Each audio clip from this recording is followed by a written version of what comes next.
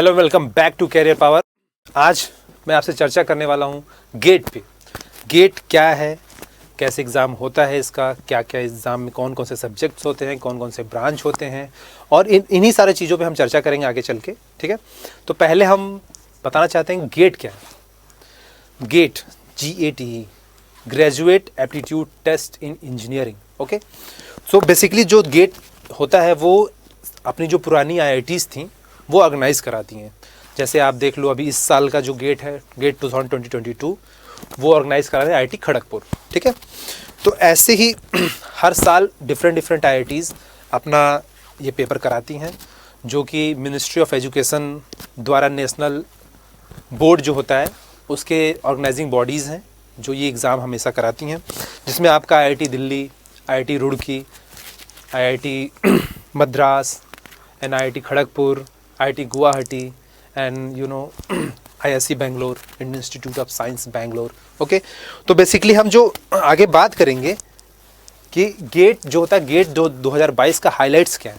ठीक है, हाइलाइट्स क्या होता है। गेट हमेशा जो पेपर होता है वो CBT होता है। पहले जो 2014 से या 2013 से पहले जो होता था वो ऑफलाइन बेस्ड पेपर होता था। ठीक है, पर अभी जो है, अभी वो ऑनलाइन पेपर होता है, CBT, centre computer based test. Okay, तो इस साल जो मेन जो हाइलाइट्स हैं, इस साल के जो गेट 2022 के हाइलाइट्स हैं, इसमें आपको दिखेगा कि 2 नए पेपर्स ऐड हुए हैं।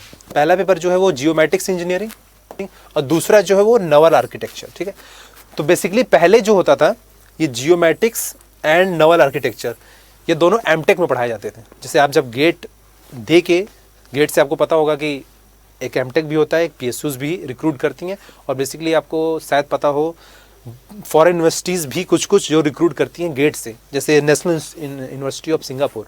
ठीक है, they also recruit from GATE. Okay, तो टोटल नंबर ऑफ सब्जेक्ट्स जो है, subjects in the sense total number of branches जिसमें आप पेपर दे सकते हो वो 29 है। आप देख रहे हो कितना हैवी मशीनरी है गेट।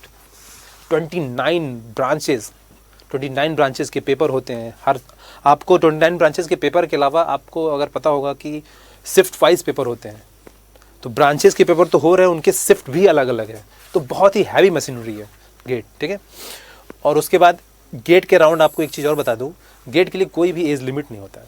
ठीक है, क्यों नहीं होता है?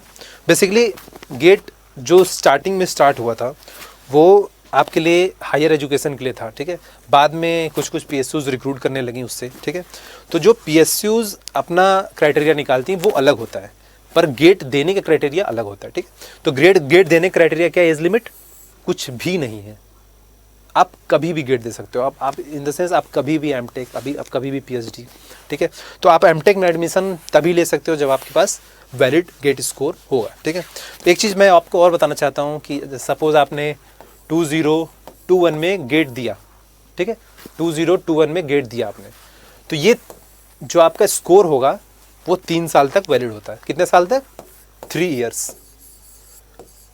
इन 3 सालों में आप कभी भी अपने गेट स्कोर को लगा के आप एडमिशन ले सकते हो MTech में। ठीक है, तो इस साल का ऑर्गेनाइजिंग इंस्टीट्यूट कौन है? IIT खड़गपुर। ठीक है, ये कहाँ पड़ता है? वेस्ट बंगाल। कहाँ पड़ता है? वेस्ट बंगाल। ठीक है, नेक्स्ट स्लाइड में आपको बात करूंगा पैटर्न ऑफ एग्जामिनेशन पे। ठीक है, एग्जामिनेशन का पैटर्न क्या होता है। तो मैंने आपको पहले बताया कि ये कंप्यूटर बेस्ड टेस्ट होता है। मैंने आपको क्या बताया? ये कंप्यूटर बेस्ड टेस्ट होता है। ठीक है, कितना ड्यूरेशन होता है इसका? 3 घंटे। 3 घंटे का ये पेपर होता है, जिसमें आपको 65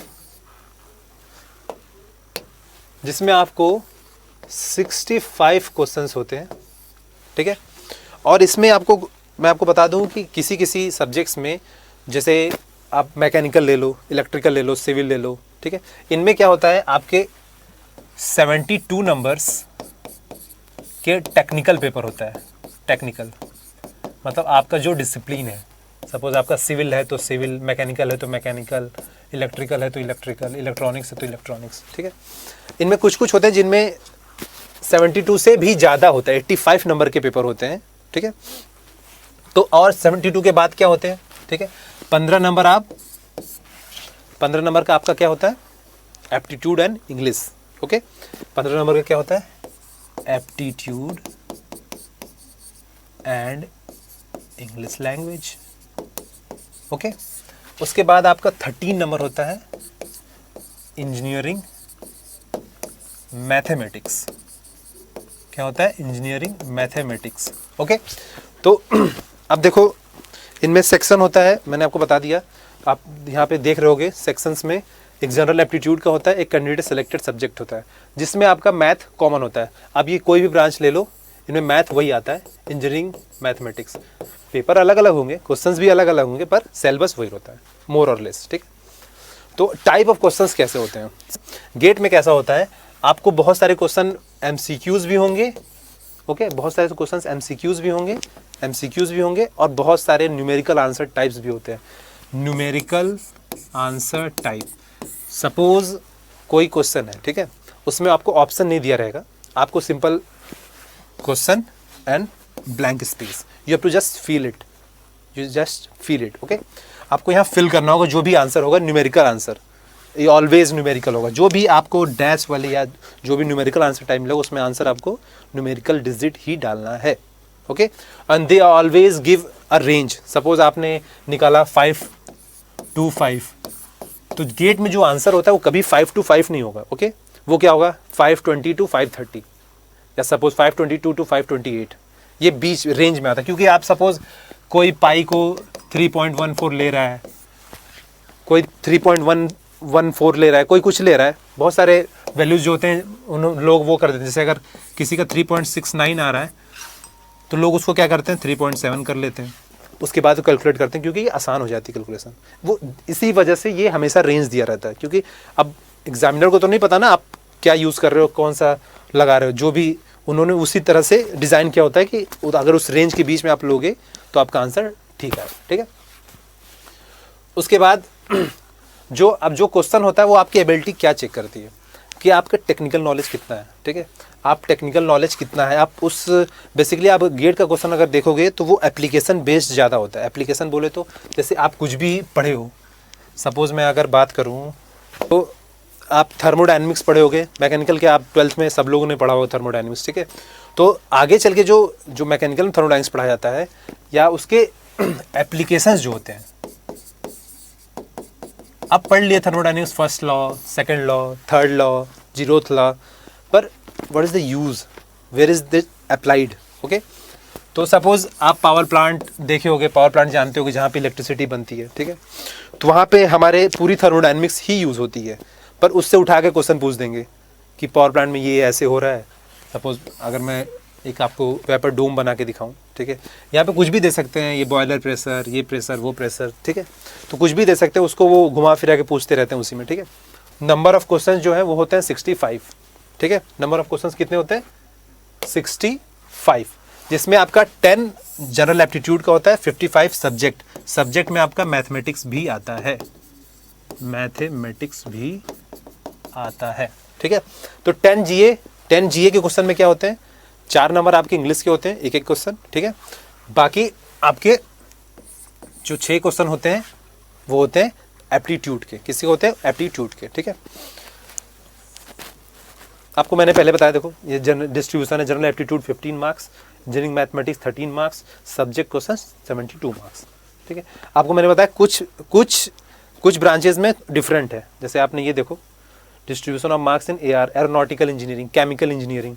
ओके, इनमें फिजिकल साइंस, इनमें जो होता है वो कितने 85 मार्क्स के वो होते हैं आपके subject and general aptitude 15 marks. ठीक है, अब बात करते हैं कि गेट स्कोर का यूज़ कहाँ पे है, आप कहाँ गेट स्कोर यूज़ कर सकते हो, किस किस चीज़ों के लिए गेट स्कोर यूज़ कर सकते हो। ठीक है, तो सब मैंने आपको पहले बताया। फर्स्ट थिंग, गेट जो बना था, जो भी होता था वो हायर स्टडीज़ के लिए होता था। तो मैंने आपको पहले देखा, देखो एमटेक।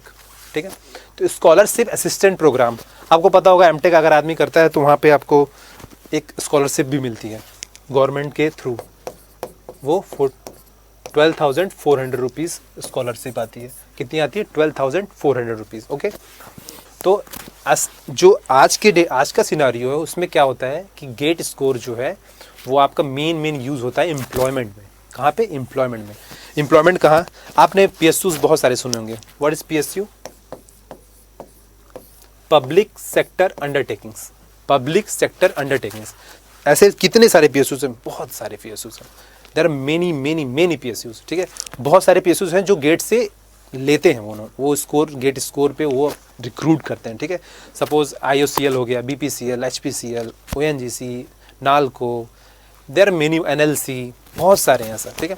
और तीसरा जो है मैं आपको बताना चाहता हूँ, तीसरा पॉइंट मैं यहाँ लिख देता हूँ, बहुत सारी बाहर की यूनिवर्सिटीज़ जैसे NSU है, national university of Singapore, NUS, Germany में बहुत सारी यूनिवर्सिटीज़ हैं जो लेती हैं गेट स्कोर से आपको रिक्रूट करती हैं, ठीक है।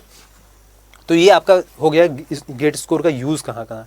तो अगर आप सपोज आपने गेट दिया, आपकी अच्छी रैंक आई, ठीक है, आप क्या कर सकते हो, आप एमटेक ज्वाइन कर लो if you are interested in research. अगर आपको रिसर्च में इंटरेस्ट नहीं है तो आप क्या कर सकते हो, अगर आपकी अच्छी रैंक है तो आप देख रहे हो IOCL, BPCL, HPCL, भेल, गेल, फिर वहाँ पे आप सेलेक्ट हो गए तो you are placed as a management trainee और इंजीनियर ट्रेनी और graduate engineer trainee, there are lots of post, okay, ठीक है। नेक्स्ट, और देखो उसके बाद मैंने आपको बताया कि गेट में 29 पेपर्स होते हैं, ठीक है। तो सबके अलग अलग कोड्स होते हैं, ठीक है। जैसे एरोस्पेस का AE है, एग्रीकल्चर का AG है, इसी तरह बहुत सारे जो मेन मैं आपको बताता हूँ।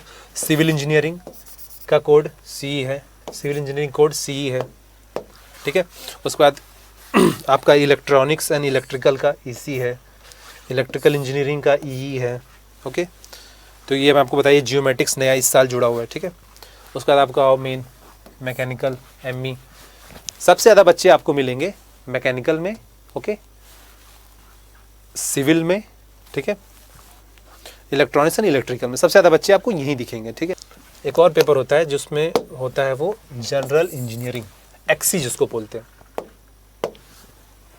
XE, general